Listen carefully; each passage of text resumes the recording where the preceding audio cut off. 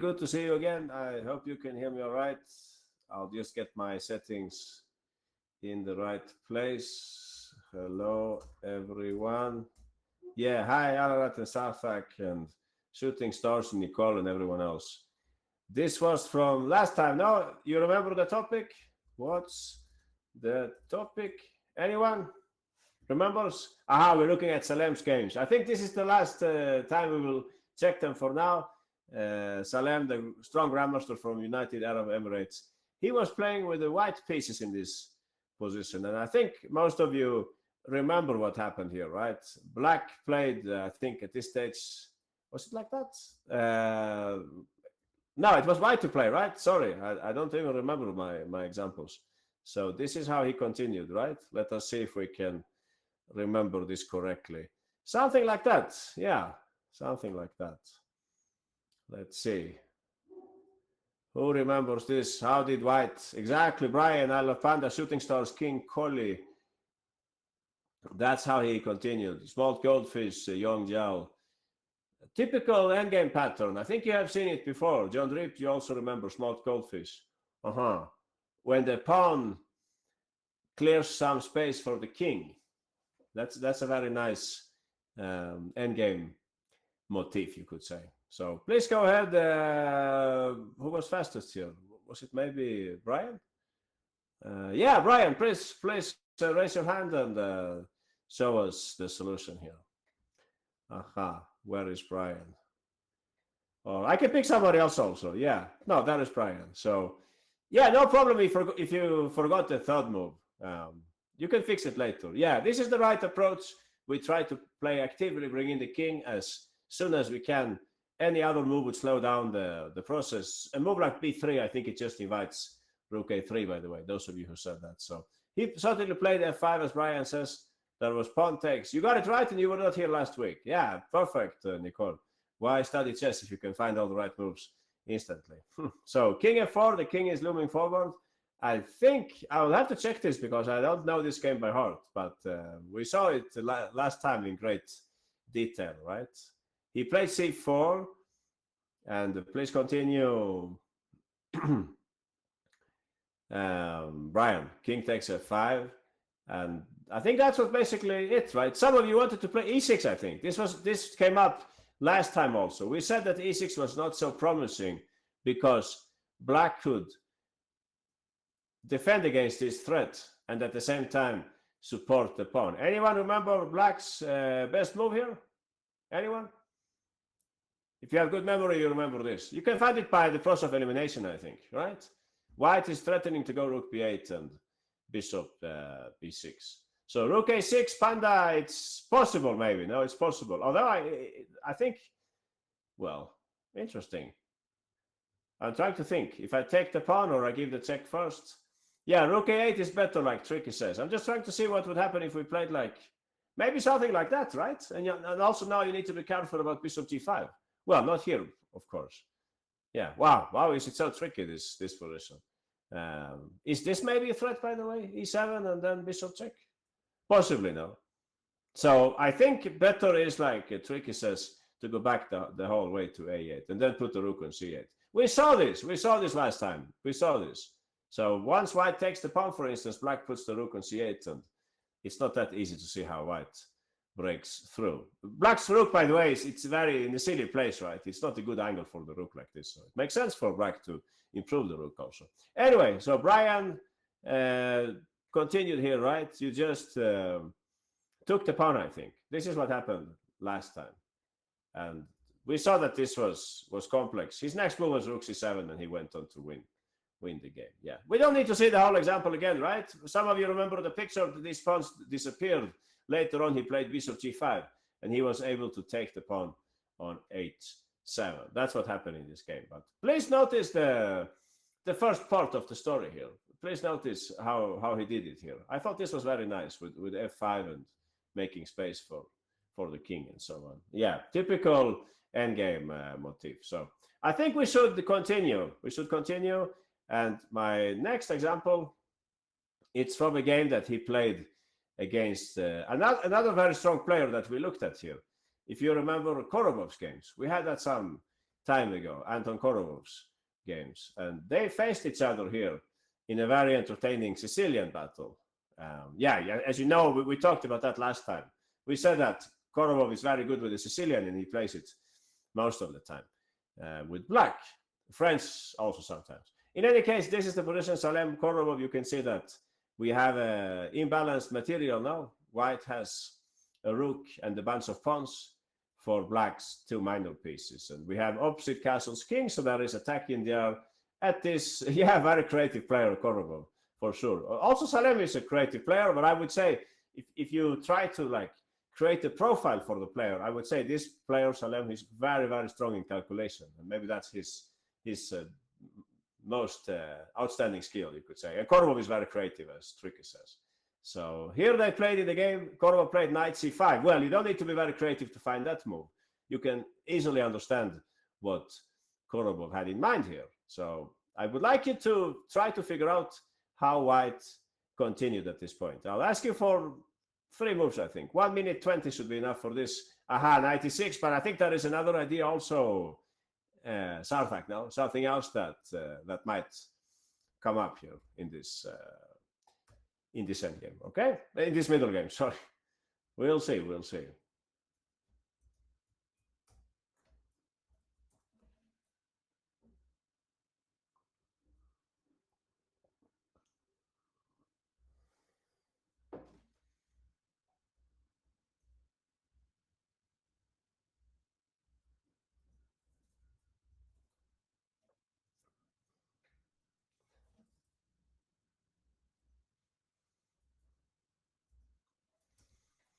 Okay, so if you play like that, Lily, Freya, and Red, you're not afraid of anything here that I might have with black?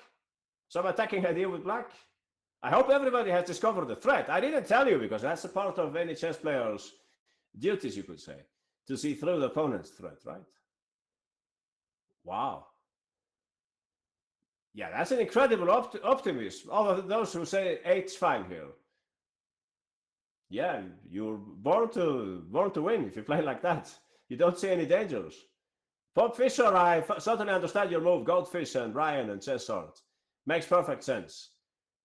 What's that move, Ararat, Fine Asrad, and John Drip? You're blundering a whole night?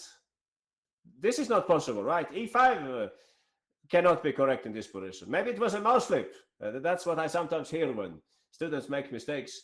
It's a mouse slip. We have some winners. Yeah, exactly. Panda found the right move here. Windmill also found the right move. And so did Sarthak. How could you mouse slip? Yeah, I also don't know. So what was the second move? Okay, we should pick one of those who got the first move right. Panda, you're very close. And I think your solution is not bad. I would just not give up the knight, right? Or maybe Tricky Windmill has an even better solution. Yeah, let's check with Tricky, because the first move is extremely important here. Everybody understands that this is a giant threat, right? We all understand that. If you play h5, you're very optimistic. It can be good in other sports, but not necessarily in chess, right? What do you play if knight takes b3? I'm surprised. All of those who said h5, you should tell me now. What was your next move? How did you prepare to face this sacrifice? My idea is clear, right? I'll take with the queen. You cannot block me because in that case, aha, that's right. I can play bishop takes e4 draw offer. Yeah, exactly. Probably best choice. But I think if you offer a draw at this point after knight takes b3, your opponent will say, you offer that draw 1 move too late, right? You should have offered it 1 move earlier. I might have taken, but not in this position. So yeah, I don't see any way out. If you like, we can look at this, but to me, it looks hopeless. If you go either side, I suppose my rook is simply attacking you, right? So yeah, careful, please, careful. Should we do some future class about prophylactic thinking, perhaps, or seeing through the threat? Maybe we can do that in the future. Yeah, it's a very important topic. So back to Tricky. Yeah. Oh, I gave it to the wrong person. Sorry. Please go ahead, Tricky Windmill. What was your move here? Bishop c1. Very smart move. Why did he play that? Well, for 2 reasons, though. 1, the bishop is coming to help the king. And 2, we are actually deploying our bishop in a better way with regards to black's king. So this kind of move, it's perhaps you would say illogical in chess. Usually you make forwards moves, not backwards moves. But there are some cases where retreating the bishop can be very strong. You can think of the Rosolimo, for instance, when you bring back the bishop to f1, right? That's a typical pattern. Anyone here? Anyone plays bishop f1 regularly in the opening? I'm just curious. No, me. In which opening? In which opening? And I take the moment to ask also, what about King's Indian? Yeah, maybe, no, with white. Perfect, yeah. Fried liver, Queen's Gambit accepted. Yeah, many lines. Oh, we could do a whole class about this only. Maybe someone saw this interesting line that the Queen's Gambit accepted. They started playing. I think it had the computer's blessing. You would play something like this. Correct me if I'm wrong. The move Rook E1 was never popular, but they started playing this now, right? You're getting ready to put the bishop on f1. Check that in the book. Not so common, but Pragnananda has a nice game in this line, for instance. The bishop goes back to f1, and then you try to play e4, and the bishop is not in the way for the other pieces. That's one case. With black, maybe we could take the Nimsu Indian. Let's see who plays this with black. Somebody, perhaps? Anyone? Tell me in this position, please. Tell me a reasonable move with black here. Oh, I see that line. Rook e8, exactly, Sarthak, and tricky, that's right. Rook e8, so that we can put the bishop on f8. Again, it's not obstructing any other piece, and we are ready to play d5 later, or c5. It depends a little on what white plays also, of course, but mainly we want to play d5, and it's a great place for the bishop, and there are even been games where it's actually going this way later. Yeah, you can find many cases. I just wanted to show one or maybe two. Maybe you can mention other examples. As for the other bishop, yeah, in some openings, like the King's Indian, you can find it, right? In some King's Indian lines with black, at least, I remember that this can happen if you, yeah, you can imagine what I mean, more or less, right? Something like this, and in some position of this kind, wow, it's embarrassing. Oh, sorry, mouse slip. Embarrassing, I don't know this very well, but something like this, at some stage you play knight c5 maybe, and you play a5, and you try to like move over the rook and then come back with the bishop. Old-fashioned way of playing, of course. Nowadays you can play in more dynamic fashion with many other setups though. But anyway, maybe we should go back to what we were looking at. I won't bore you with this opening stuff. Let's go back to Salem's game. So that's what Tricky is saying here. After knight c5, big threat, knight takes b3, good moment to bring back the bishop. And black played at this stage bishop c8. Very logical move by Korobov, no? Opening up for the rook and also hitting the knight on f5. So that's what he played, Tricky. He played g4 here. Oh, yeah, that's a good case also. The Berlin with rook e1 and bishop f1. You're right. Perfect case, a flawless fighter. That comes up quite a lot. Yeah, flawless fighter, for those of you who don't know what I'm talking about, flawless fighter is saying that in the Ruy Lopez Berlin variation, one of the most fashionable replies is to play like this and then play rook e1 and take on e5, after which white is ready to play bishop f1 at some stage and then go d4. And this has been played many times, this kind of position. Now, and the bishop is probably well placed on f1, although later it will come to d4. Looks more like Petrov to me, but still it's playable, and you can win with white, you can win with black, and so on. Anyway, back to what we were talking about. Don't forget about those retreating bishop moves, right? Like here, bishop c1. So after bishop c8, you wanted to play knight e3, tricky, right? On your first attempt. I guess it's a pity to retreat the knight now. It was very powerful. Maybe I go bishop e6 here. Edis Gurel sacked the rook for bishop in Berlin. Well, I think I saw that game, right? From the Tata Steel, maybe? The big group or no? Big group? I saw a game in that with Edis Gurel with white. Very nice game. Yeah, who was playing black in that game? I don't remember, but it was player from Uzbekistan, I think. Yakuboyev, maybe? Is that possible? Anyway, yeah, this looks active. 95 maybe. Good choice. And I think black would have to challenge this knight somehow. Maybe black should play something like knight c7. Can I play that? Try to trade off and make my bishop pair dance a little? Can I take your idea here? Knight takes e7. Yeah, now we're blitzing out moves here. Uh-oh. I can't, I'm unable to calculate chess, so I don't know if I can take here. I can probably not take there. If Windy let me take, I should probably not do it, okay? I'll be practical. And bishop e2. So I think we should keep this position as a reference. It looks very nice for white. I think white is better here, perhaps even clearly better. After all, they have a number of pawns. But we should compare it, exactly. We should compare it with the game. Aha. We should compare it with the game. In the game, he played g4. And in this way, he's, of course, ready to take with the g-pawn, opening up the g-file if black takes. But the other fine point is that after bishop e6, bishop e2. Anyone, can you tell me what's white's big threat here? Aha, I love panda. That everybody could see in a millisecond. Oh, in a millisecond, everybody noticed knight h6 is coming. So I think that's the difference maybe with this position, no? Material is the same, but white's piece activity is more overwhelming, no? If you have the knight on f5. Yeah, it's a very nice piece. So Korobov defended very well. Yeah, this game does not have like an explosive finish or anything. It was just a way for white to consolidate and avoid the attack. Queen a7 was played by black. It's not clear if they have some sacrifice going on b3, but he played in a nice way here. He didn't want to play this anymore, of course. Yeah, I hope everybody calculated this, right? No crazy stuff, please. Yeah, no way he will play like this. It would be like burning our bridges, no? So he played in a very nice way. He just played here rook d2. What kind of move is rook d2? Why would the grandmaster play something like that? Prophylactic. Not unlikely, Korobov was about to play rook a8.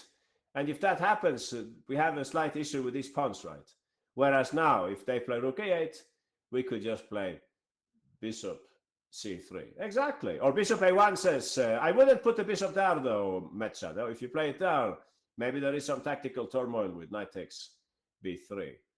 Yeah, ready to meet rook 8 with bishop c3. Exactly. Prophylactic. That's right, princess. Exactly. So looks nice now. I like some kind of harmony in white's position. No, it looks nice. Everything almost protected, and if nothing else happens, we can maybe continue to attack in some way here. So, oh, bishop a1 was fine. Oh, sorry, guys. Sorry, my bad. I should drink more coffee. Yeah, I'm not seeing correctly here. This queen is defending, of course. Yeah, that's a stupid comment. Sorry about that. Bishop a1 is also possible. Although I like this one more. Maybe less to calculate. So, yeah, sorry about that. I forgot the queen could take backwards. All right. So, anyway, the game as such, it's not that interesting, I would say. He slowly took advantage here of his material advantage, and he went on to win this game. Yeah, that's how the game continued. Knight e7. Now he takes his chance when the queen cannot take on e7. He brought the knight to, yeah, trick his idea, right? The knight to d5. And white later on went on to win this game. He never gave black a chance in this game. See, look how prophylactically he's playing, no? So he can maybe take with the rook on d5 if he wants to. So black is down a few pawns, exactly, from the very beginning. But since it was a Sicilian, black hoped for counterplay, but it was not that easy for them. Yeah, white went on to win here. I don't think we need to see the whole game. He took his time, and he knew time was on his side also. He was very patient, though. Look how patiently he's playing now.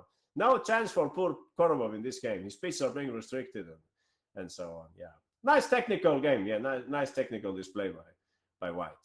Yeah, he takes his time and he went on to win. It's a long game, guys. Let's just say that white is on the right track here. Let's go back to the very beginning. Knight c5 was played. And I wanted to ask you very, very quickly, how do you think white should continue here? I'll only give you 25 seconds, all right?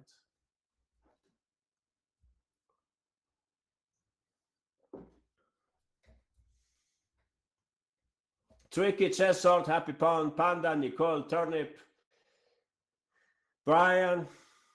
Some of you played bishop e2. You're blundering bishop takes f5, guys. Don't let me take the pawn like that.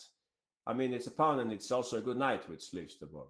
Aha. So, yeah, a lot of people got this right. Happy pawn, you can show us what was the right way to continue here. Surprising backwards move, right? Bishop c1, helping attack and certainly helping defense. We don't want to give up this pawn for free. We back it up. And our next move is probably going to be bishop e2, and we have a nice position. So We could have gone one move. Yeah, I think you're right, Tricky. We should have gone one more move, maybe in the tests after it was here, right? Was it like that? I'm still not remembering. Yeah, we should have asked for rook d2. You're right. Else, just to see if everybody noticed that rook a8 was coming. But then I have to give more time, probably. Anyway, yeah, nice. Thanks, Happy Pawn. You certainly remember. By the way, we just checked this topic, the previous example, right? We just checked. What did we check? The one where he played. What were we looking at? F5 and King F4. Everybody remembers what we just looked at? Else I'm coming back again. This one, right? We just looked at this, and I told you that this was an important method now. So while you were doing the quiz, I also worked a little in the background, and I found a bunch of old examples. So if you like, we can just do a very, very fast look at. We can have a very fast look at some of these examples. Okay, we will do it very quickly. Don't worry. We will come back to Salem very, very quickly. But just to see if everybody is understanding this topic, here is Ljubojevic with white, Gligoric with black. This was in the good old times. Ljubojevic certainly noticed how to improve his positions on the king side. Hint, use the idea that we just talked about. Panda, Sarthak. We have two winners already. Jazz, RKDK, Happy Pawn, Tricky Windmill. You can see this is some kind of pattern recognition. A nice pattern. Chess Art, I Love Panda. Lot of people found this. Yeah, I have this in my endgame book, I think. Mastering Endgame Strategy. Gligoric has great games, but in this game, unfortunately, he was on the losing side, but the game was still very, very interesting. Oh, I should have given you less time. So many winners here. Johan also found it. Yeah, perfect. And we had all kinds of moves. Yeah, it will take a lifetime to go over all the moves that you guys were saying. But if we stick to the topic, Johan, what would you play here with the white pieces? How do you improve your positions on the king side? We have a majority, right, Johan? So we would like to... Oh, I gave it to Sarthak. Sorry about that. Yeah, my bad. Aha. So we give up a pawn. This means that we are clearing a path for the king. Aha. He took later with the king, and he slowly pushed these pawns. Nice method. You can probably play 1,000 other moves here, but I think it's very technical. Please, those of you who said 95, it's not clear that we want to play that move and put ourselves in the self-pin, right? Maybe not. No, maybe not. So nice move, I think. G5. Yeah, great that you found this. Yeah, I thought I had some other example also. Wow, I had an example where I'm playing myself. Wow, this was a long time ago. Yeah, when I was like your age or something, I had this position with black. Opposite color, bishop's endgame with the rooks on the board. Black has winning chances, especially if you play what I played here. Yeah, for this you need only 20 seconds. Oh, I see fighters. Shankland, Vitsugov. I will keep that in mind. Brian, Panda, Sarthak, Metsamortis, Cesar, Flawless Fighter. You're fast learners. Else it's actually hard to progress in this position, if I'm not mistaken. Yeah, John Drip and Jazz and Happy Pawn and Tricky. A lot of winners here. Perfect. Chess Art, you can show us quickly. What can black play here to progress? Now, black is better. G5. If we don't play that, there is a risk that white... I don't know, how could they... Yeah, do they have any other plan for white? I was going to say bishop e7, but I can't drop the pawn here. Yeah, I actually don't know what would white play. But yeah, if you play king h6, for instance, I could check you first, right? So you probably have to play it in this way. I take, and we... Yeah, masterpiece. I would certainly not say it's a masterpiece, but it was kind of a nice game. If you remove the rooks, it's probably a dead draw, right? But if the rooks stay on the board, I can write it. Yeah, I did actually win. Many opposite color bishops endgames are won if rooks are on, right? They are not that drawish anymore, like in this game. Yeah, if you allow me a few more moves in this game, yeah, he cannot defend it. If I try to defend Chess Art, very simple, right? Which you give check, of course. So he played king f2, and I think his plan here was, yeah, I did not do that. Anyone, what would you play with white here? White's best move, anyone? What do we understand about his endgames? I'm sorry, not bishop e7, I think. I just said that if the rooks stay, yeah, exactly, Jazz and Sarthak. Answering your question, Tricky, if you play rook e1, I think there are chances to make a draw with white, because we have just managed to force the trade of rooks, right? So I don't know if black can win this, but it won't be that easy, I think, if I bring back the king or something. You have two weaknesses to work on, but yeah, I wouldn't play this with black. I mean, why bother to play this if you can avoid it? So if you want to avoid it, Cesar, if you don't want white to trade off the rooks, yeah, I don't know actually. Without king takes d5, I think it's the only correct plan. Bishop d3 could be played. Yeah, I played in the game bishop g4, but I think these are equivalent now. You could play either move. Yeah, it doesn't matter too much now. Now we can bring in the king, and later on there was a plan like going for an attack. Yeah, there we go again, right? Yeah, not so interesting. Sorry, I shouldn't bother you with this game, but I was playing for mate here, I think. Something like that, yeah.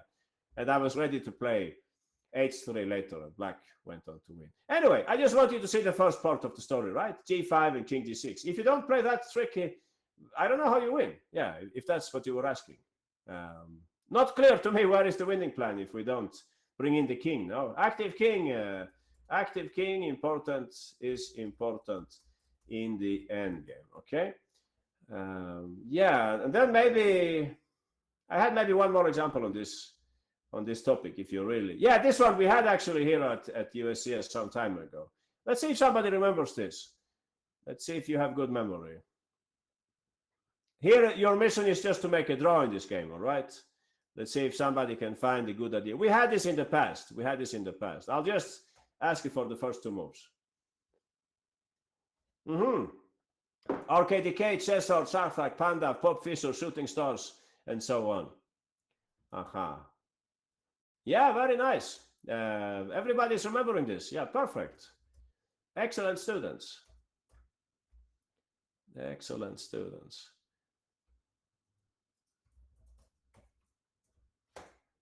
So let's ask Run Ninja, one of our winner series, Run Ninja.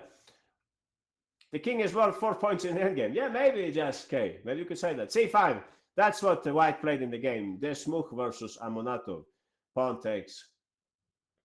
And he brought in the king. That's right. We're ready to take, or maybe send the knight also to b5. It's all about activity, right? White was still under some pressure, but they managed to make a draw here later against stronger opponent. So this was yeah, a very good result for white in this case. I thought I had one more thing I wanted to show you. Oh, this one. Yeah. I just thought maybe since we saw that drawing mechanism. Before we go back now, last sidetracking activity, and then we go back to the example. Yeah, sorry about that. Give me just one moment. This example also. Breakthrough, you could say also. Yeah, you're creating a pass pawn. Okay, so I was just asking about this one. Anyone remembers this endgame? Anyone remembers this one? I'll give you the hint. Yeah, black is in some trouble in this endgame, right? The pawn is hanging. We saw this some time ago. I'm just saying that, yeah, the conclusion from today's class will be that there are always patterns that we should remember. If we go back to my game again, here, we said that I should not play this because then there is rook e1 and white seems to force a rook trade. Now, look at this example, Caruana versus MVL. Who remembers black's move here? White goes c5. It's black to move, right? It's black to move. This pawn is hanging. But white is certainly up for playing c5 here. Nobody remembers? Oh, g4, like active defense. I guess that can also be played. I can't say it exactly, though, tricky, how you make it work later if I bring up the king. Or you have some very smart combination here. Oh, sorry, I should scroll in the chat. Yeah, Metza Mortis knows it. Metza Mortis. All right, Metza, you're very good with endgames. You have very good memory, or perhaps both things. Please show us, Metza Mortis, how should black play here? Aha, bishop f2, that's what MVL played. Because after rook takes d6. Yeah, I'm sorry. You were very close now, but now you made things more complex now. You give me another pawn and so on. Can you do me a favor and trade off the rooks, please? Exactly. There you go. I cannot go back. I can stay on the d file, but you can stay on the f file. So this is how the game went, and black made and draw. So you see, these patterns, they come up all the time. Now it's time for us to continue. We will go for another game by our model player, Salem. Yeah, let's see if I can bring up the next game, which I thought was very entertaining. So this is a Clash of Generations. I don't know if you've seen this game, perhaps. This was played back in the Olympiad. Yeah, please don't look up the game. Don't ruin the fun. The learning effect. Back in the Olympiad, 2010. And as you all know, Beliavsky, very strong player, a very strong player in the 80s and 90s. No, I'm not allowed to write that here, right? There is some kind of 80s and 90s. There is some problem with this. No, I'm not allowed. No, I could write it. Yeah. You wrote it, yeah. 80s and 90s. Yeah, there is a kind of censorship on this great accessible classroom. Some words are not allowed and so on, but yeah, this was certainly allowed. So Salem is the underdog in this game. It's 25. Yeah, he's still a strong player now. 25-01 versus 26-32. But okay, Beliavsky's best years, they had passed by already. Beliavsky played the Dutch. I actually didn't know that he was a supporter of the Dutch defense, but I guess sometimes we are in a more combative mood and then we play openings like that. Salem played an interesting line. So far, nothing special, but here he played b4. Yeah, brave opening choice. I agree. But this was 15 years ago, and the Stockfish was still not so strong. Who has seen this early b4? Okay, Jazz, we can check that later maybe. Yeah, I can copy it and I can look at it later today. But right now, maybe we can continue with Salem. No. So this line with b4, you have seen it, Ararat. Yeah, I have seen it in another move order. I have seen it. Yeah, how do they play this? They play knight f3 first, and I think it goes like this, and you play b4 here, and then you put the bishop on b2. But I have not really seen this move order. So something funny happened here. Basically, black is almost. Oh, you do, but not this move order, right? Black is almost winning a pawn here, it seems. I'm saying almost now. I have seen the other move order like this quite a lot, like this with the pawns like that, and this goes here and this goes there. There is some plan with c6 and a5 that I think black should look for. But anyway, in this game he played it like that, and Beliavsky now plays knight c6. Can anyone tell me what's going on? Why did he play knight c6? Why this early knight c6? Anyone? Exactly, Jazz. Exactly. This hangs. You're right, Tricky and Rohan and so on. b5, he's ready to take on d4. You see? Something like that, and you pick up the rook on a1. Strange opening trap. Well, so I don't know if this was preparation from one or two players in this game or from no player. But he simply continued here in gambit fashion. He played knight c3. And Beliavsky was up to the challenge, and he took on b4. We play rook b1 here. I don't know if there was a point waiting. Maybe he wanted to stop something like, I think he wanted to stop c5 maybe or something. So he's quickly moving out of the long diagonal. Now if c5, I guess you could maybe just take on c5. Yeah, it's a strange position already, but it looks kind of nice for white, I think. Black went back with the knight. Knight a6 was maybe also possible. Yeah, we'll have to call Beliavsky and ask. And now the game returns to normalcy. Knight f3 castles d6. So black has won a pawn, right? Black is a pawn up. But if white had to lose a pawn, it's not that bad to lose the b pawn, right? I think from all the pawns that you could remove from whites, if you imagine there was a hurricane or something and it took away a white pawn, I think we're happy to get rid of exactly this pawn because we have the b file open, like Benko logic now. So I don't know what computers would say, but to me it looks at least playable for white like this. There is a hurricane right now. Oh, sorry. I hope it ends soon. So e3 was played here, and black played here e5. So what do you think? Close the game, or keep it open? Anyone? Open game. Let's go. Aha. c5 is very thematic. Yeah, I don't know, Tricky, if I go e4 and d5. I don't manage to close the game now. Black would like to keep it closed, of course. I know in general in the Dutch, we're not happy when they play e4.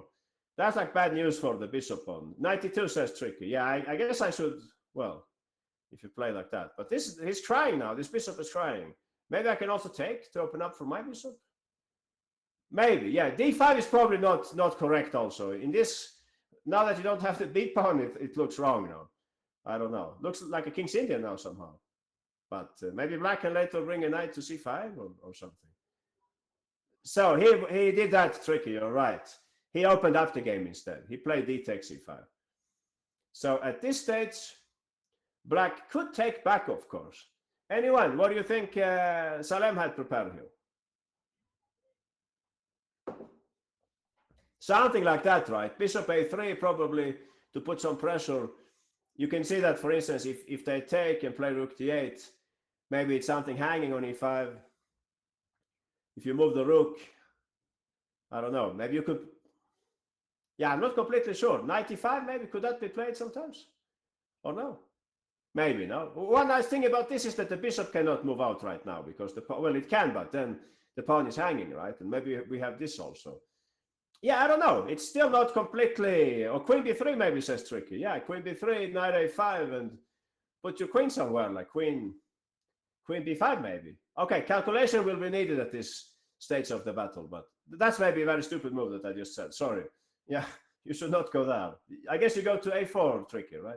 Exactly. And yeah, bring in more pieces. Black's queen is already sweating a little, I think, in this position. So I think it looks quite nice. What happened in the game was that Beliavsky played knight g4 instead, relying on this pin. And now White continued with trickiest move. They played here bishop a3 to stop d takes e5.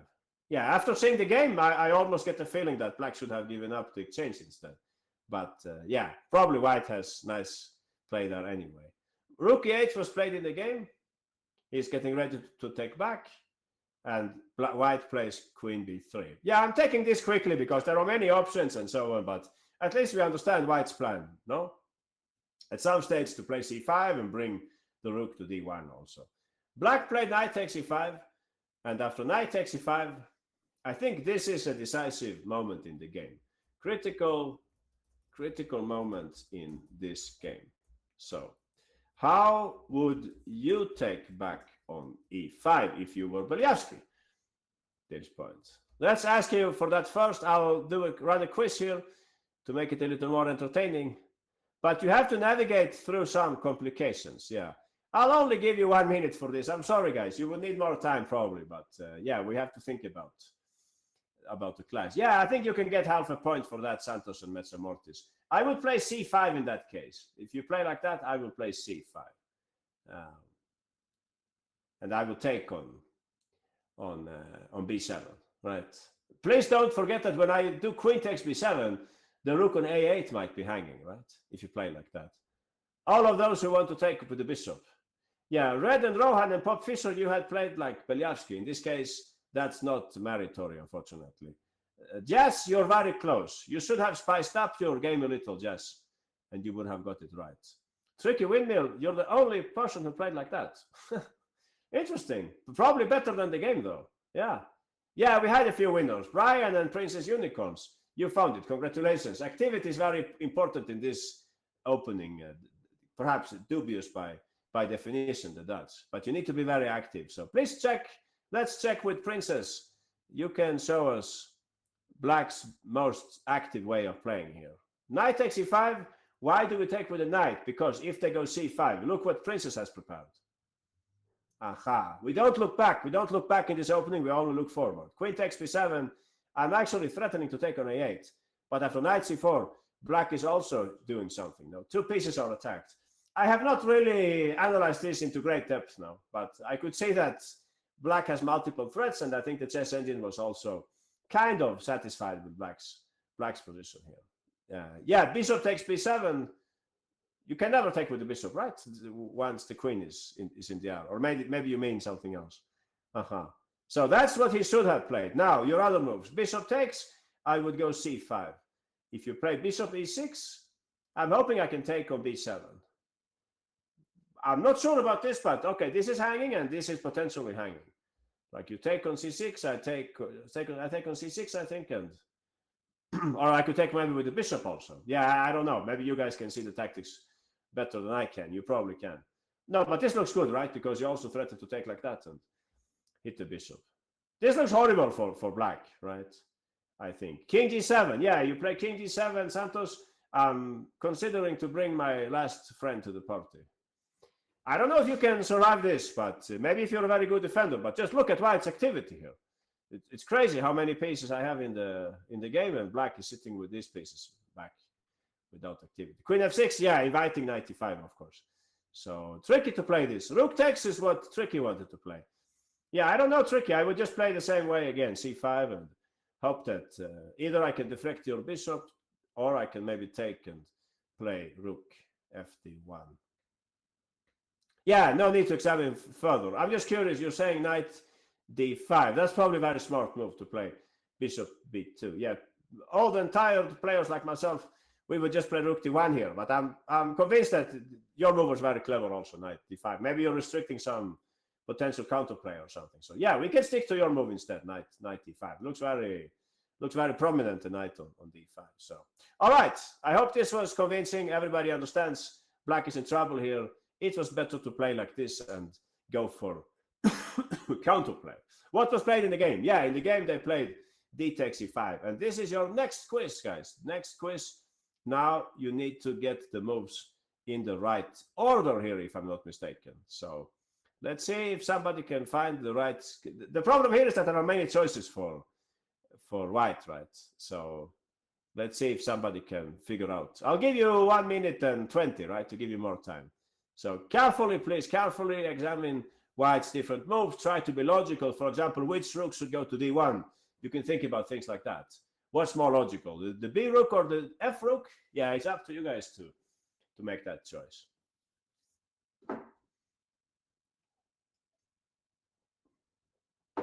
So he didn't play that Phineas, but you're very close. Yeah, I think I go queen f7 there. He knew that would happen. It is a nice tactics here. Princess and Phineas read I would play queen f7 in that position. Okay, what else? Alapanda the same. Oh, that's another variation. Sorry. Yeah, c5 check. I would go king h8, I guess. Or no? Flawless fighter. Congratulations. You have found it. Knight b5. If you go knight b5 here, I would play queen f7. Yeah, for Metza, Mortis, Goldfish, Khan, King Salmon, Run Ninja, I'll go queen f7. If you go bishop d5, I go bishop e6, right? And I can take back with a rook. Johan also found it. Yeah, congratulations. Yeah. Sarthak, you wanted to take. I can maybe give you half a point, Sarthak. I would keep the tension down, though. I would keep the tension. Knight b5, very close, RKDK. Okay, Jazz, you also found it. Flawless fighter, you were fastest. Please go ahead, Flawless. So I think both rook moves are possible, but it seems way more logical to go with the b rook since this rook is already in the battle. Black played now queen f6. So all of those who wanted to play knight e5, please notice this is the typical move that we have in the pocket. If you play it now, make sure you have some very smart move at this point. Else I will try to slowly evolve here by rook b8 and bishop e6. Yeah, I'm listening. If somebody has a move they want to tell or something, I'm all ears. You want to play c5 maybe, to play knight takes e7, something like that. Yeah, exactly, John Drip. What would happen in this case? Well, if I move the king for starters, what happens? If I move the king, I hope I could play this one day. This would be good news if I could close it. Yeah, I think I go king h8. Princess, bishop e6, queen b7. You're talking about something else, right? You're not in this variation. Yeah, I don't know. Maybe black can survive here, no? Possibly. So knight d5 is a typical move we have in the pocket. What else did you say here? c5 was proposed. Sorry, we'll come back to you, Flawless. c5 was proposed. Yeah, I guess I go king h8 in that case. And I'm waiting for the next move. I don't see exactly. The bishop is crying a little now also, but okay, he can be placed on b2 later. Let's check what Flawless has to say. Please go ahead, Flawless. So we start with bishop d5. What's the point of this move? Well, we already saw. Oh, by the way, yeah, this we understood. We also understood that if knight b5, how would black defend c7? Anyone? How should c7 be defended? Queen f7, exactly. And if white goes bishop d5, black is just in time to play bishop e6, and we can take back with the rook. And at the same time, we are still defending c7. Please notice the effect of this move.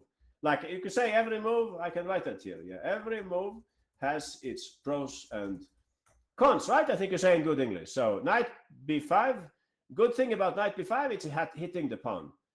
What's the bad thing about knight b5? Anyone? Is there any drawback to to knight b5? Exactly, blocks the b file. Once you play knight b5, it's good news for this bishop. Now it can be developed later, since the queen cannot take the pawn anymore. That explains what he played here. Yeah, sorry I'm holding you up, flawless fighter. Now or never, you will show us the solution, all right? Please go ahead. Now he played it, flawless. Yeah, now he played bishop d5. If the king moves away, now this pawn is finally ours, right? Since we have stopped queen f7. Right, flawless, we're waiting. Yeah, thanks for drawing the arrow. Exactly, knight b5. I think this is hopeless, no? Hopeless. It's just a pawn, but it leads to a disaster in black's camp, right? Yeah, knight a4, knight c5 is a strategical idea that you could also consider. Bishop e6 was played in the game, but then you can see the problem here. Then you can see the problem. Oh no, he actually didn't play like this. That's the problem. Queen takes b7. Not so much for the pawn, but to all the damage that's done in black's camp. So I told you, he's a great calculator, and you can see that in this game. He had so many tempting moves in this position. So many tempting moves to consider here, right?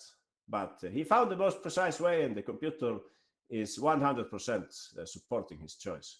So yeah, this would be very ugly. While in the game they played poor Beliavsky. Yeah, you can imagine the teammates in the Slovenian team when Beliavsky played rook e6 at move 16. Look at this position. Yeah, they probably knew that they had to play for a win in the other games, right? Aha. So he played your move. Okay, Sarthak. Sarthak is screaming the move here. So please go ahead, Sarthak. Yeah, of course we don't take pinned pieces. No, knight b5. We put more pressure on c7. It's very hard to defend black here. Yeah, I can try Sarthak if you like. Queen f7. It makes me very sad to play a move like that. There should be multiple options here, Sarthak. Yeah, maybe even that, c5 and preparing to take, right, in that order. So Beliavsky played knight e7, and yeah, the rest is not difficult, Sarthak. If I saw my teammate play, yeah, now he actually took. Yeah, now he took because it's time to take, right, because else they're taking us, right? And after the last move, Beliavsky resigned. Yeah, it's move 19, and the Super Grandmaster has been beaten very badly in this game.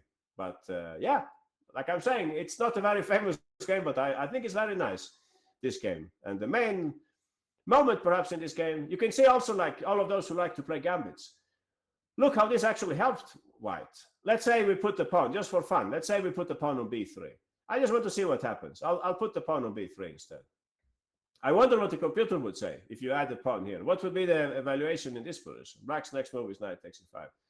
Looks like a safer ride for black, right? If the pawn is still on the board. So that's the gambit logic now in general. When you don't have a pawn on a specific file, that means that you have a lot of activity and you can exploit that and so on. So, all right, very quickly, just the last quiz here, last quiz. We will do this again, okay? Let's do this very quickly, and I'll try to show another game.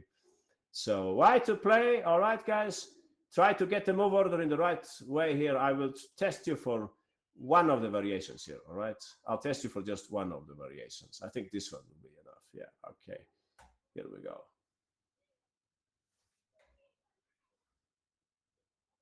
I also think white is slightly better, flawless. Yeah, but white is usually slightly better in the Dutch, so it wouldn't be a big change.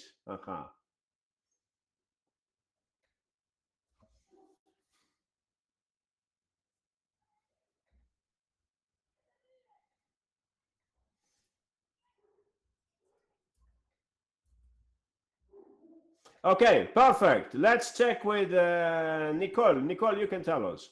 What should white play here?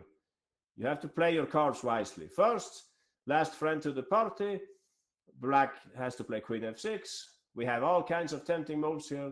However, this check is smartest. We're trying to take that square from black's queen. If they play bishop e6, we take the pawn. And if they move the king, we play knight b5. Every move has its pros and cons. Exactly. Yeah. What would you say in this case? Yeah. f5 had a disadvantage of perhaps weakening the light squares. Anyway, nice game and so on. But please remember, it was not all black and white now. Black could have played at this stage now. I hope everybody remembers now. When white takes, black still had a chance here, right? Let's see if we can bring this up. Black's last chance to stay in the game. What was that? What's the con for e4? Yeah, I don't know. Maybe the dog squares, no? That's right. Santos, Metza, Ryan, Princess, Tricky, Cesar, Johan, Dada Apple, Freya, John Drip, and so on. Yeah, Freya, you can show us quickly. If you play the Dutch defense, make sure that you're playing in an active way, right? Don't worry about losing the b pawn. White did this on move 5. We can do it at this stage of the battle. The important thing is that we create threats. If I take on a8, for instance, how would you continue, Freya? Interesting. I would have taken first, so I leave, but I'm not sure. Maybe you're right, you can play like that. Now this is hanging also. Why do I get the feeling I should have taken first? Anyway, I don't know. Yeah, maybe it's possible. Wow, I'm on my own now. What would I play here against Freya? Yeah, I can't see any good moves, unfortunately, for white. I'm just saying that something will hang on the next move. Queen takes d8, maybe. You take back and bishop d5, entertaining move. But I don't get any advantage there, right? Rook c1, oh, that's very logical. Keep the extra exchange. But black has a nice bishop pair, don't you think? Maybe we can just take this pawn. This is a nice bishop. If rook d1, maybe you can take, and it's hanging over here. Unclear, exactly. I would say that too. Black is not doomed in this position. Yeah. If rook here, perhaps we could even play like rook b8 and try to invade on that side. Anyway, time to bring up the next game. Yeah, very quickly. The next game, I won't spend too much time on it because I had another last game I wanted to show you. In our next game, Salem is facing French Grandmaster Demut. He's facing the Trompovsky, and he plays this line with, we'll look at this. You all know the theory here. Queen a5, useful move to stop knight c3. The knight goes back. I think yesterday d5 was played by Fedoseev, no? In the tournament in Poland, no? The rapid tournament. He had a nice game where he played like this. Fedoseev versus Aronian, maybe? I'm not sure. But here on this occasion, white played knight d2 instead. Yeah, he's a fantastic player. Right? Maybe we should have a coverage of his games at some stage. So knight d2 was played at the main line. Black takes. I had a question here. How many queen moves are reasonable for black here? Anyone? Queen b6, 1. Queen d8, 2. That's the game move. Queen a4, I have never seen. Yeah, maybe you can play like that also. That's a funny move. 8 blue. No, but I said reasonable. Queen h5 is not reasonable, for instance. Queen a6 is also not. So Queen c7 is certainly not reasonable. Queen f5, I know it's an interesting line. Short Ivanchuk, I think there is a game like that. But Queen b6 was regarded as the main line. But in this game, Salem plays Queen d8, which looks strange, but black has in mind to create some kind of go for a Slav setup here. After pawn takes d5, he's playing in a very simple way here, e6. You would say, why is black playing like this? Slow Slav, you would say. But he has some points to this. It looks like white's pieces fell off the board and then they arranged them in the wrong way. The knight should have been on c3, the pawn should have been on f2, and the other knight should have been on f3, right? Something is slightly wrong with white's piece setup, and I think that justifies the loss of time on black's side, right? So let's see how it continued. Rook c1, he played here bishop e4 just to create some kind of concession from white. It was also possible just to develop maybe knight c6. Maybe he didn't want to allow bishop e5, I'm not sure.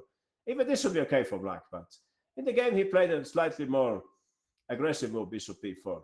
King f2 and castles. White played a3. The bishop could have gone to d6, I was going to say, but I think that's not correct, right? Anyone? What would white play here? Yeah, king f2 is very typical in the Trompowsky. Of course, rook takes c8. Yeah, he did certainly not miss that. This would be bad business for black. Not a good position with the rook versus two minors, I think. Correct me if I'm wrong. So he just played bishop e7, bishop d3, knight c6, and g4. Yeah, maybe some of you remember in our thematic Carlsbad tournament, we had some setup like that, right? With bishop f4 and g4. I was never convinced by this, even if I know it has the computer's blessing. So my question here in the first place, black's most promising move and idea. Since I'm asking for the idea, I cannot do the quiz, right? I want you to tell me the idea. Exactly, Brian. Wow, so fast. That's right, Brian. Please show us what happened here, Brian. What did he play here? When your opponent has the king in the center and they play a move like g4. Brian quickly noticed the right move here. Yeah, you can show us, Brian. That's exactly what he played. 97, supporting e5. The interesting thing happened here. White said, all right, I'll take the opportunity to punish my opponent's last move, 97. Now I'm attacking the pawn on h7. So at this stage, anyone, what do you think Salem played? Exactly, just a flawless fighter and that apple. I cannot give any hints for this move because it would ruin the quiz. Yeah, everybody got this right. If your opponent's king is in the center, a pawn is a small price, right, to keep them there. So nice. I'm happy for all of those who found the move here. We can ask Red Pandemonium. Red Pandemonium, what did you play in this position? The thing is that when you play a move like this, you have understood that when somebody takes a pawn like that, more of a promise for white. It's more like a liability for them, right? It will take a few tempi to get the bishop back and so on. Meanwhile, other things are happening on the board, and g6 can come at some stage. It's not really promising to take a pawn like that. I have something about this in my defense course, by the way, the last one. So e5 is what he played here. If d takes, how would you take back? Of course, Red Pandemonium. Yeah, not so difficult to understand. For the, yeah, of course, we take with the d knights. We still don't care about this. Yeah, you can see for yourself. Let's say I play something like, let's say bishop f5. Let's just pick a move. Anyone, what would you play with the black pieces here? Seeing that white's king is in the center.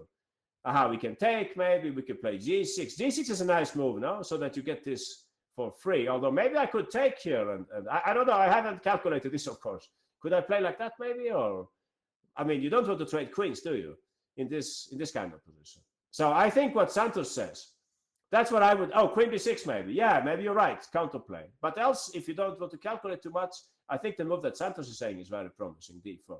This is at least what I would check in the first place. Something like this happened in the game also. Black is trying to open up the game, maybe knight takes d4. We will have to calculate this a little. Many pieces are hanging now, but it looks kind of nice now from here. Yeah, and if they play e4, anyone, what would you play with the black pieces? Somebody said, what's the con of e4? I would say weakens the dark squares. So we can play d3 exactly. And later, maybe this move can also be possible. So not so easy for white to play this position. And I think in the game, what did he play in the game? He didn't dare to take it. He played bishop g3. Salem played e4. He broke up the position here. White didn't want to open up the game. I guess knight f6 was coming. Very dangerous, no? So he played like that instead. Queen b6, and black had a lot of counterplay. This was also a long game, so it's not like he won it quickly, no?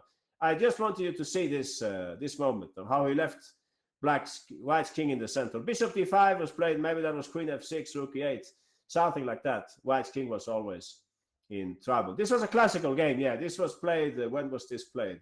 I'll tell you right away. In the Bill Open tournament, some 8 years ago. So basically, I'm showing you this because I wanted everybody to notice that you don't have to play, let's say, they played queen c2. I have to choose here. Should I go h6 or should I go g6?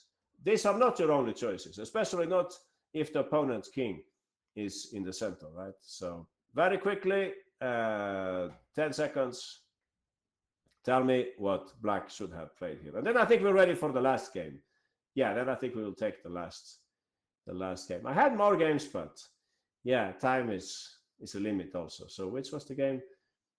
I wanted to show you. Yeah, two games are I'm thinking of. Which one should I show you? These two games. Yeah, maybe this one is nicer actually. Yeah, we will have a look at this one. So let's see. Okay, good work, Shooting Stars. You're one of the winners. Tell us, what did Black play here?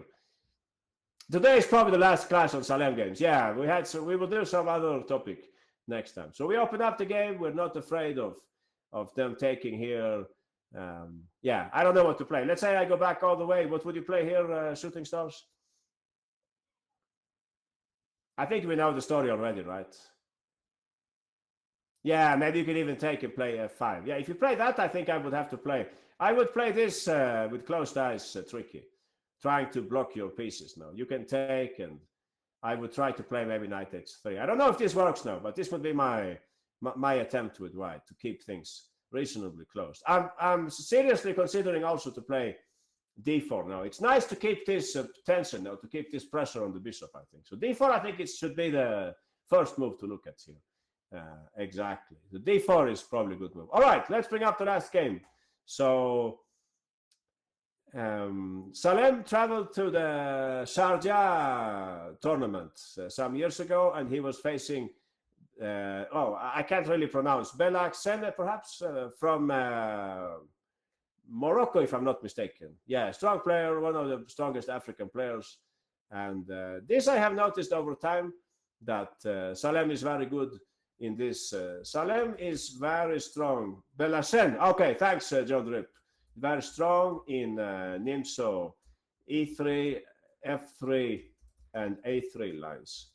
So this is one of the lines that he plays very well. They played C5 here, and after F3, Black has many choices, right? In these positions. Yeah, I don't know exactly what's the current state of theory here. Knight C6 and D6, maybe something like that. The Neo Samish. Oh, I see. In this game, they played D5, which is a completely different approach. Black is letting white undouble the pawns, and we are now transposing into the E3 Nimso, because now E4 is out of place and out of the question, and now we have transposed to the E3 Nimso. But there are some subtleties here also. Since we played F3 a little early, if you compare this to the normal Nimso, right? If you played something like this and you played like that, and if black doesn't take on C4, which most players do, you would get this kind of position, right? Something like this. A very famous line, famous already from a game between two world champions. Two world champions faced each other in a very famous game. A very famous game in this line. Exactly, Capablanca and Botvinnik, but the other way around, like, Botvinnik, Capablanca. That's a famous game in this line. And there are many other famous games. But I'm just saying that here, white didn't commit F3 as early. So I think there is some kind of difference here in the way they played in the game, because he ends up like this with F3 already on the board. I think there is a move like this also that black can play. And then you have this business with G4 again. Anyway, back to the game. So castles, bishop D3, I was going to say, but he didn't play that. Knight E2, move order still. I would imagine bishop F5, but there must be some dark side to that. Maybe they would play something like this.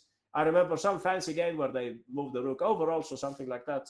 Anyway, in this game, nothing of this happened. They castled instead. Sorry, they played knight c6 instead. Knight c3, knight a5, bishop d3, bishop d7. So let's not comment too much on the opening. I would say white is quite happy here. They are very close to playing e4, which is the main plan for white. But Botvinnik discovered this many years ago. But black is also reasonably active. Rook c8 was played in the game. And there you go, John Drip. Exactly the move. Yeah, the Rubinstein. He played exactly what you predicted, John Drip. He played rook a2 here, Salem. So why is the rook going to? Exactly, h5 can come later. Why was rook a2 played? Can anyone explain? Why did we play that? That's the main reason, I think, Santos. We can move the rook to e2, where it will help us to play e4 later. And then I think also it's tactically convenient to avoid any forks and things like that. But basically it's like you're saying. We send the rook over, maybe also the f file could open at some stage. What about f2? What about f2? Yeah, maybe you could go to f2 also. But the very highest priority for white is to push e4. No, I guess he did not play e4 here. There must have been a reason. Anyone who's good with tactic? I think I know the reason. Yeah, I think I know the reason. But I would like you guys to tell me. Queen b6 is one candidate. Yeah, hitting the pawn. Perfectly possible. Maybe bishop e3. Takes, and knight c4. Yeah, we can buy that. Yeah, that's what I thought, Jazz. That's what I was thinking also. That this was kind of annoying. Maybe around here it's annoying that, for instance, here I can take and suddenly I can take like this, I lose the pawn. If I take like that, I lose the other pawn and so on. So maybe it's not the right moment to go e4 yet. So rook a2 is a smart preparatory move that we can play. Black played rook e8, and here he played king h1. Maybe what Johan said with queen b6, right? Yeah, you almost win the rook in that line. You're right, Nicole. Aha. So this is how the game continued. King h1, prophylactic move. White is waiting for black a little also, right? To see if black goes knight c4, for instance. Maybe then we can go e4 and so on. We are waiting for them to show their cards, right? Maybe here it's actually working for you, right? Like bishop g4, you could go bishop e2, and here we can see the benefits of having brought the rook to e2. So I don't think black should commit with knight c4 too soon, no? Too soon in these positions. So they played here the move queen b6, which I think is designed to stop e4 on account of queen takes d4. Rook b2 was played by Salem. Maybe also he wanted to stop the queen trade, possibly. Black played queen d6. And all right, enough talking. Now it's your turn, guys. Something very interesting happened here. Let's see if somebody can figure it out. I'll tell you he's a strong calculator. And that was seen in this game. Yeah, long variation that you have to find now. Long variation. Hint, if you play your cards in the right way, you will get a lot of piece activity, okay? A lot of piece activity coming up next year.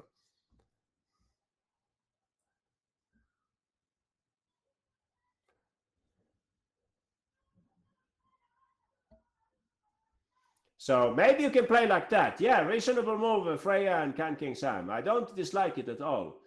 May I play knight c4? If bishop takes, I take with the rook, I guess. And you can still not play e4, which is my top priority. Knight f5. Interesting move by Dad Apple and Pop Fisher. I guess I would take on f5 and try to send my knight to c4 in some way. So Johan and Shooting Stars, you're certainly on the right track. And Metza Mortis and Panda and Jazz, you're even closer. Aha, Jazz is very close. Aha, so Jazz, you're probably our winner here. It was hard to calculate all this in 1 minute. Tricky is also playing the same move. Yeah, Jazz and Tricky, he played your idea, but he included a preparatory move, right? But you were basically the winners here. Did somebody get closer? No, I don't think so. Brian and John Sam, oh, you're actually even closer. So John Sam, please share with us what you have noticed here. Fantastic that you guys can see all this in 1 minute. I couldn't. Yeah, e4, if you can play it, you should play it. But Vinnik would be happy. What happens here is that black was relying on queen takes d4. Else it's just very ugly to play this, right? The pawns are looming forward. So queen takes d4. And here, before playing e5, if you play e5 instantly, it's the right idea. I guess I would take with the queen in that case. You have this maybe, but I'm not really convinced. Yeah, not really convinced. The rook is better on b4, exactly. Rook is better on b4. Black wanted to block the pawn, of course, but if I do that, what would white play, of course? This is easy to understand. And now those of you who wonder about this rook, what it's doing now, you can see that at some stage, maybe we can take, we can play e5, we can send the rook over and so on. Very dangerous for black at this stage of the game. So Belasena did not play queen e5. He played queen c5 instead. And here it's still like, if you play bishop d2, it would give black a chance to play knight c4. Not so clear what's going on in this position. No, this is a good square for the knight. We have some things to calculate over here also. But guess what he played here? Oh, I see, Tricky. Yeah, but look at the next move here. So he played e5. He played e5. Yeah, this has to be checked, of course. But I think it's just the exchange up in the endgame, right? What do you think, John Sam? Yeah, you just take, right? And something like this. And I presume that white is better in this endgame. Should we presume that or no? Bishop f5. Oh, we have back rank issues. Yeah, nice. I think that the kind of post structure is very good for the team of the rook versus extra exchange. Yeah, maybe you can play like that, and you have an initiative, right? The knight is coming that way, and so on. And the knight is not very active. I think so. Bishop f5 is a reasonable move to play here. Yeah, I don't know if there is anything else that white could play, but I would put my money on white in this position. Yeah, I don't know if you can also play something slower, like maybe h3, and then get ready to play rook c7, and now that they can't mate you and so on. So I think white is for choice in this position, even if material is equal. So that's why he played rook before, to activate the rook and get the square for the bishop. And now he played e5. So second pawn is leaving the board, but look at white's bishop pair. Not easy to play black anymore in this position. They took with the rook in the game. You can show us the next move, John Sam. Yeah, this is the last thing we look at today, right? And we're done for today. Please continue, John Sam. Bishop e2, of course. And at this stage, unfortunately for black, they could not keep the material balance here. It's threatening to take, and this looks just very, very dangerous for black. I mean, if white can bring all the pieces over to the attack. So, for instance, if I go rook d5, anyone, what would you play with the white pieces here? From all the tactics that you can do to me here, rook takes f6. Yeah, maybe even rook takes f6, or else just like this, like John Sam is proposing. Yeah, just to make our calculation task a little simpler, right? Not much to calculate here, I think. Even if this looks interesting also, rook takes f6. I agree. So yeah, poor black. Hard to play this position. He played rook e8 in the game, and white took back. We got the same kind of position. Rook f4, limiting the knight. Bishop c6, rook f5. Yeah, so something interesting happened here. Anyone, what happens if white plays like this? Why didn't he play like that? Well, I said he's a good calculator. What do you think black would play in this case? Is black lost?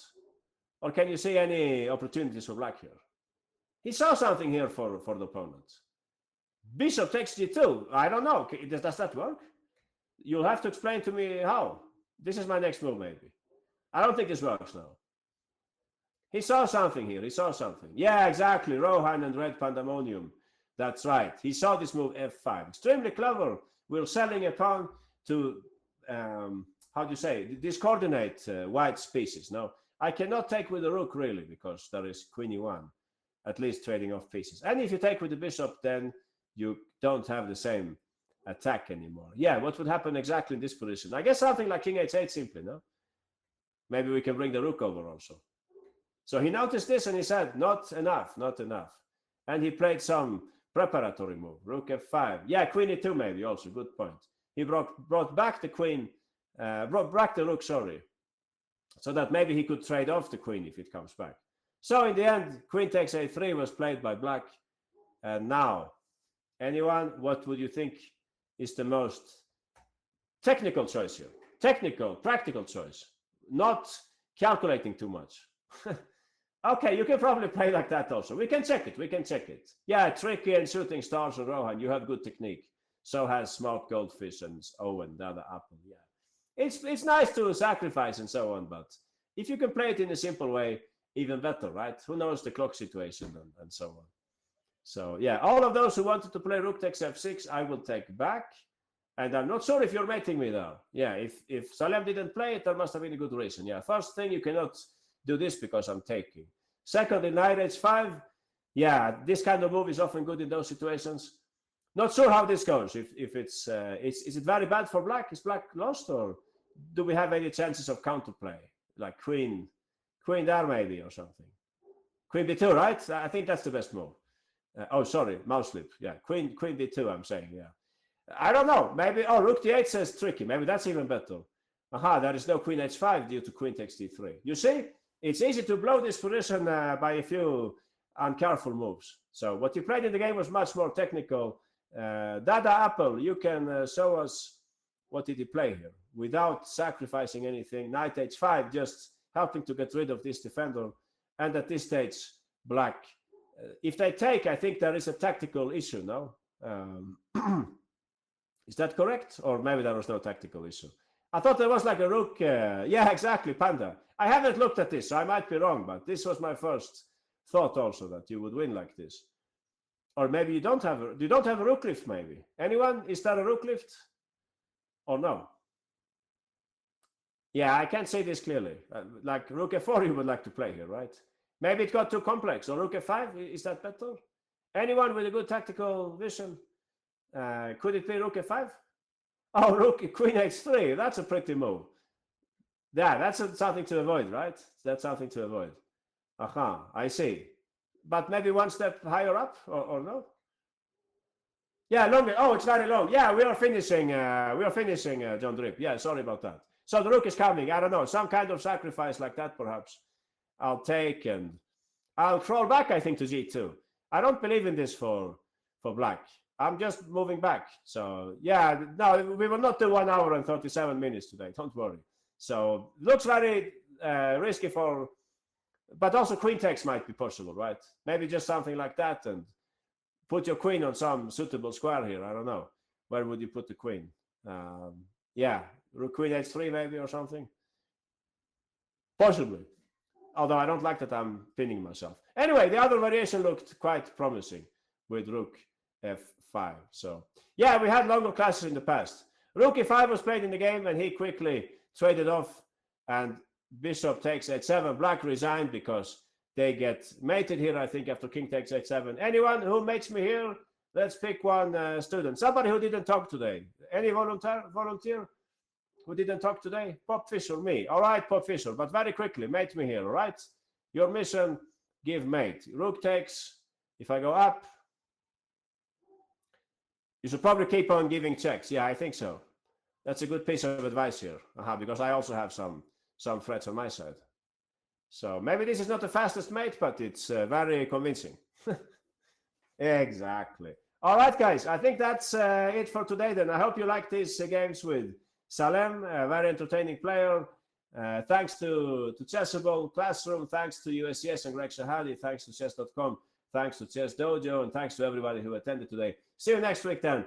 Have a good one. Thank you. Bye-bye.